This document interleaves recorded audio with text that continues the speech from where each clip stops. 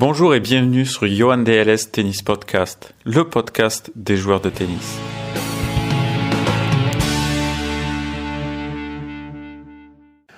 Bonjour à tous et bienvenue dans l'épisode numéro 1. Alors juste avant de commencer, je me présente, je m'appelle Johan, je suis préparateur mental, coach et joueur de tennis.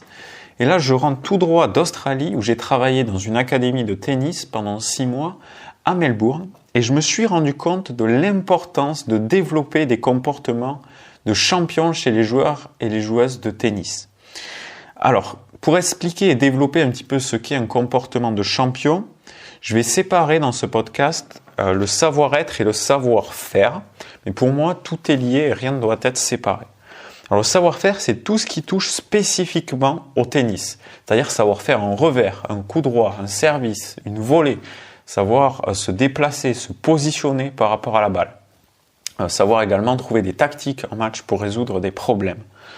Et ensuite, il va y avoir le savoir-être, c'est ce que j'appelle développer un comportement de champion. Et le tennis est un outil fantastique pour développer un comportement de champion.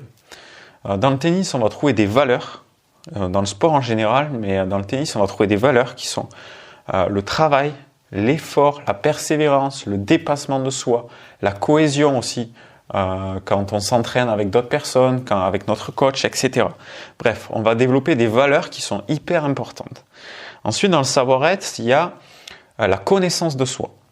Et la connaissance de soi, ça va être lors de matchs, lors de compétitions, arriver à gérer, maîtriser, comprendre ses émotions, comprendre ses croyances qui peuvent être limitantes ou au contraire des croyances qui peuvent nous aider dans notre projet, qui peuvent nous aider à performer, apprendre à gérer nos pensées, pouvoir rester concentré pendant un match de tennis. Ce que j'inclus aussi dans le savoir-être, c'est l'organisation, la gestion, ce que j'appelle un peu la gestion de son projet tennis. C'est-à-dire que déjà déterminer un objectif, et peu importe son objectif, que ce soit du haut niveau ou pas, être capable de gérer son projet. C'est-à-dire d'être capable d'avoir un objectif, de le découper en petits objectifs, de planifier ses séances d'entraînement. Alors ça peut être accompagné par un coach, par un préparateur mental, par votre entraîneur. Vous pouvez autonomiser ça si vous en êtes capable, ça dépend également de votre âge et tout ça. Mais ça, c'est un petit peu tout ce qui va toucher au savoir-être, tout ce qui est indirectement lié à la performance dans le tennis, mais qui est hyper important. Pourquoi, pour moi, je suis passionné et convaincu que c'est important de travailler, de développer des comportements de champion. Alors sur 2 aspects, ça va être important. Si votre aspect, c'est le haut niveau ou la performance, c'est obligatoire d'avoir un comportement de champion, de développer une philosophie de vie, un mode de vie, une connaissance de soi profonde pour pouvoir atteindre le haut niveau. C'est ce qu'on voit sur les top players, les top joueurs à haut niveau. Je peux vous garantir que, bien évidemment, ça travaille énormément à l'entraînement. Ça fait des sauts et des sauts et des sauts de balles. Ça répète, ça automatise, mais au niveau du savoir-être, ils sont assez intraitables. Le top 5, le top 3, si on parle de Djokovic, Nadal, Federer. Ça, c'est la première partie.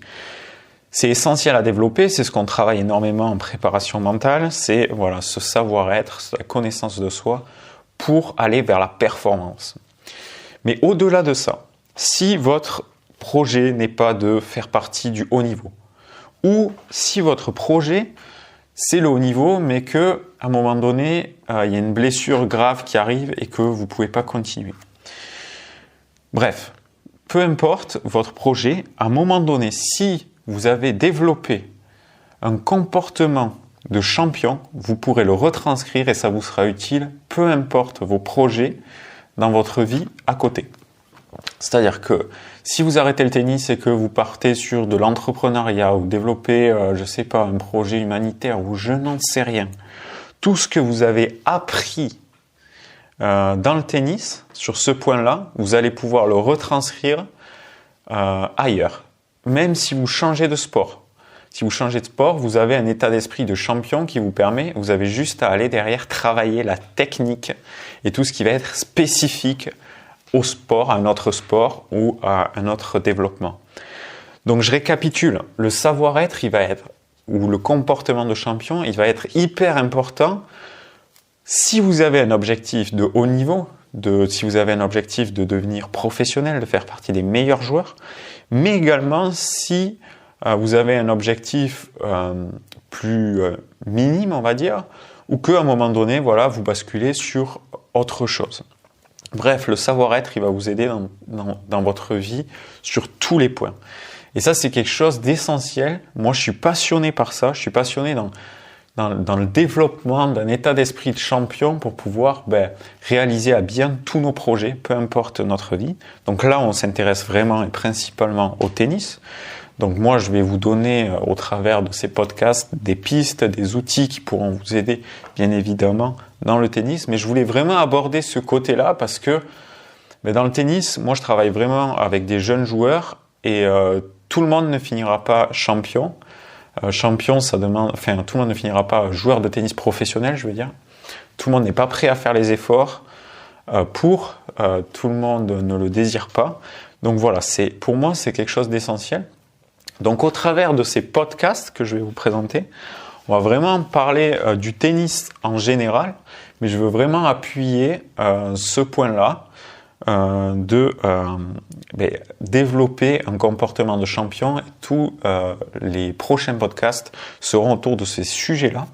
Donc j'ai quelques contacts, j'espère pouvoir faire des interviews de personnes qui pourront aussi apporter leur avis, leur point de vue par rapport à ce point-là qui pour moi est hyper important dans le tennis. Donc si vous souhaitez écouter ces podcasts, c'est très simple. Ils sont disponibles sur toutes les plateformes, c'est-à-dire sur Apple Podcasts, sur Google Podcasts, sur Spotify. Je les mets aussi sur ma chaîne YouTube. Donc voilà, vous pouvez les regarder d'où vous voulez, les écouter d'où vous voulez. C'est très pratique, vous pouvez les mettre le matin dans la voiture en allant au travail, vous pouvez les mettre en faisant la cuisine, en faisant votre préparation physique, sous la douche, bref, je ne veux pas savoir, vous les écoutez quand vous voulez. Tout le but, c'est vraiment moi, dans la préparation mentale, ce que je fais le plus, c'est poser des questions, ouvrir de nouvelles choses.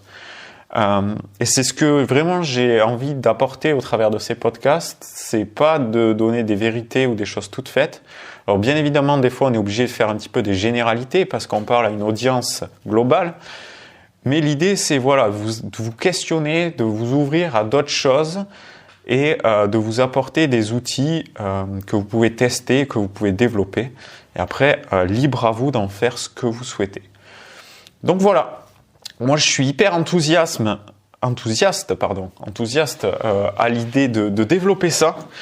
Donc, si ça vous intéresse, pensez à vous abonner pour recevoir les prochains podcasts. Et nous, on se retrouve très bientôt. C'était Johan. Ciao.